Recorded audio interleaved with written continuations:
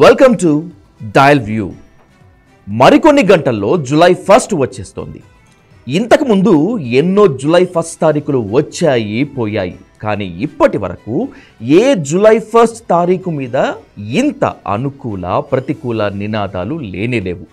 ఎందుకంటే జూలై 1 తారీఖు నుంచి 3 కొత్త క్రిమినల్ చట్టాలు దేశవ్యాప్తంగా అమల్లోకి వస్తుండటమే ఇంత గందరగోళానికి, ఇంత వ్యతిరేకతకు కారణం.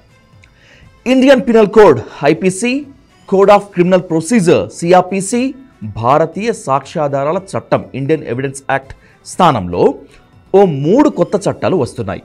భారతీయ న్యాయ సంహిత, భారతీయ నాగరిక్ సురక్ష సంహిత, భారతీయ సాక్ష్య అధినియం అనే 3 నూతన చట్టాలు ప్రతిపక్షాల సభ్యులను సస్పెండ్ చేసి పార్లమెంట్లో సమర్థవంతమైన చర్చ జరగకుండానే ఓ 3 చట్టాలను ఆమోదించారనేటువంటిది మెజారిటీ ప్రజల అభిప్రాయం.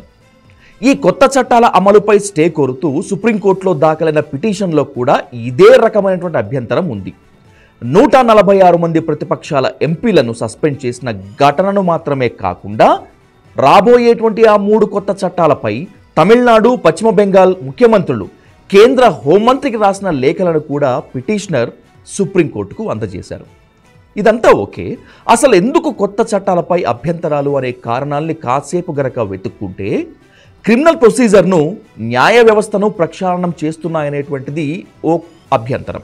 అయినా సరే ఈ కొత్త చట్టాల అమలు తప్పదు అనుకుంటే ముందుగా వీటి సాధ్యాసాధ్యాలను అంచనా వేసేందుకు తక్షణమే నిపుణుల కమిటీని నియమించాలనేటువంటిది మరొక డిమాండ్.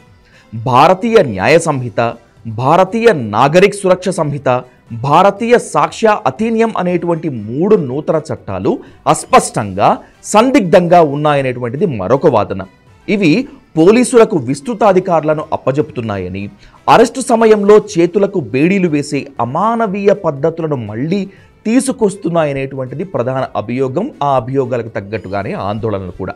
వందలాది బ్యూరోక్రాట్లు, న్యాయవాదులు, విద్యావంతులు కొత్త చట్టాలపై వ్యతిరేకత వ్యక్తం చేస్తున్నా సరే 2023 డిసెంబర్ 25న రాష్ట్రపతి ఆమోదముద్ర వేసిన భారతీయ నాగరిక సురక్ష, భారతీయ సురక్ష సంహిత, భారతీయ సాక్ష్య అధినియం అమలుపై కేంద్రం వెనక్కు తగ్గుతున్నట్లుగానే కనిపించడం లేదు. ఒకవేళ ఇవే చట్టాలు గనక అమల్లోకి వస్తే పాత చట్టాలైన క్రిమినల్ ప్రొసీజర్ కోడ్ 1973, భారతీయ శిక్షా స్మృతి 1860, భారతీయ సాక్ష్యాధారాల చట్టం 1872 రద్దవుతాయి.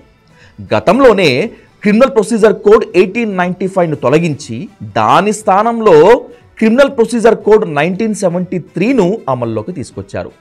పాత క్రిమినల్ ప్రొసీజర్ కోడ్ 1898ని ఏజెన్సీ ప్రాంతాల్లో మాత్రమే కొనసాగించారు. అంటే ఆ ఏజెన్సీ ప్రాంతాల్లో క్రిమినల్ ప్రొసీజర్ కోడ్ 1973 వర్తించదు కాబట్టి పాత క్రిమినల్ ప్రొసీజర్ కోడ్నే న్యాయమూర్తులు అధ్యయనం చేయక తప్పదు. ఇప్పుడు ఈ 3 నూతన చట్టాలను అధ్యయనం ఖచ్చితంగా చేసి తీరాల్సిందే. ఈ 3 కొత్త చట్టాలపై న్యాయ నిపుణులకు పట్టు రావాలంటే దాదాపు 50 ఏళ్లు పడుతుందనేటువంటిది లీగల్ ఎక్స్పర్ట్ యొక్క ఎస్టిమేషన్, అంచనా. అసలే మన న్యాయ వ్యవస్థ నత్తనడకన నడుస్తోందనేటువంటి విమర్శ బలంగా ఉంది. ఇప్పుడు ఈ 3 కొత్త చట్టాల వల్ల పనిభారం మరింతగా పెరుగుతుంది. ఇక కేసు విచారణలో జాప్యం జరగటం అనేటువంటిది ఖాయంగా కనిపిస్తోంది. రాజ్యాంగం తరువాత అత్యంత ప్రధానమైన ఈ 3 కొత్త చట్టాలు ప్రజల జీవితాలతో ముడిపడి ఉన్నాయి. ఈ చట్టాల అమలు వల్ల ప్రజాజీవనం మరింత సంక్లిష్టంగా మారేటువంటి ప్రమాదం ఉన్నందున అట్టడుగు వర్గాలకు ఈ 3 చట్టాలు ఎంత మాత్రం మేలు చెయ్యవనేటువంటిది మేధావుల వాదన. ఎందుకంటే ఈ 3 కొత్త చట్టాలు రాజ్యానికి అంటే స్టేట్కు అనుకూలంగా ఉండి పోలీసులకు విస్తృతమైన విశేష అధికారాలను కట్టబెడుతున్నాయి. ఎఫ్ఐఆర్ నమోదు కావాలంటే సామాన్యులు తలకిందులుగా తపస్సు చేయాల్సినటువంటి దుస్థితి వచ్చేటువంటి ప్రమాదం ఉంది. ప్రజాస్వామ్య నిరసన, శాంతియుతంగా నిరసన తెలిపేటువంటి ఛాన్స్ అసలే ఉండదు. అసమ్మతి వ్యక్తం చేస్తే అది పెద్ద నేరం. రాజద్రోహాన్ని తొలగించారు, కానీ దాని స్థానంలో రాజద్రోహం కంటే శక్తివంతమైన దేశద్రోహాన్ని తీసుకొచ్చారు. పోలీసులకు అపరిమితమైనటువంటి స్వేచ్ఛ వలన ఎవరినైనా అరెస్ట్ చేసేందుకు వెసులుబాటు ఈ 3 కొత్త చట్టాల ద్వారా లభిస్తుంది. కొన్ని ఉదాహరణలు చూద్దాం. దర్యాప్తు టైంలో పోలీసులు గతంలో మాదిరిగా రిమాండ్ అయిన మొదటి 15 రోజుల్లో కాకుండా 90 రోజుల్లో 60 రోజుల్లో ముద్దాయిలను కస్టడీలోకి తీసుకోవచ్చు.